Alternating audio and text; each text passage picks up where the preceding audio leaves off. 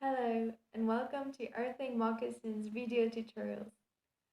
If you have seen our website, you probably subscribed to our newsletter and received a free PDF about how to make the Sun Sandals that I have here in front of me. They are a very ancient pattern, probably coming from the Middle Age or even before.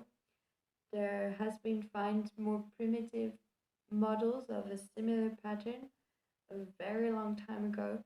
And today I want to show you the same thing that was in the PDF but in the video so that it will be easier to integrate.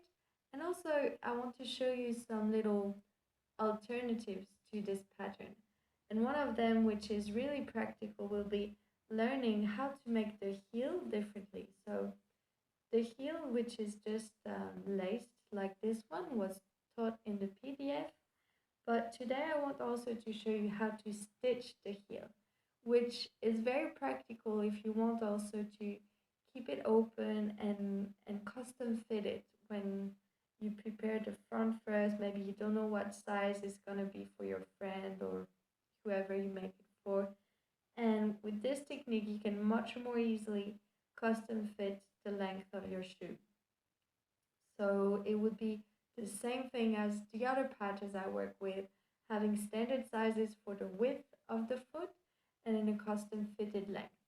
Whereas with the laced end, it's a little bit trickier to do that style of custom fitting. And also it requires a little bit more leather because we have a long tongue at the end that actually uses a lot of leather but creates a lot of offcuts. Whereas on this way of finishing the pattern, we will um, use much less leather actually. So there is a lot of advantages in learning how to make the heel differently, but it's a little bit more technical, which is interesting. Whereas what I sent you in the free PDF is very basic. There is no technique, there is no stitching. It's only cutting, making holes, and lacing. So it's very simple. It's a great way to get started. That's also how I got started with my first pair of handmade shoes. I just bought a €2 recycled jacket, from the op shop and started cutting into there and copied a pattern that I had found at my friend's place. And then people started asking me like, "Whoa, your shoes are pretty cool. Can you make me some?" So after a while, I've discovered these other patterns that I show in the other videos and got started making shoes professionally. But this is a really easy and fun to make pattern, although it's a little bit noisy because we will use a hammer. And in the other patterns, we don't make much noise at all. It's all just hand tools that are very discreet. You can be stitching in a conference and no one will even realize. So that's also why I like the other patterns better. But these ones are very comfortable, especially in the summer. They're a little bit more open. They keep the toes really free to move, they adapt more.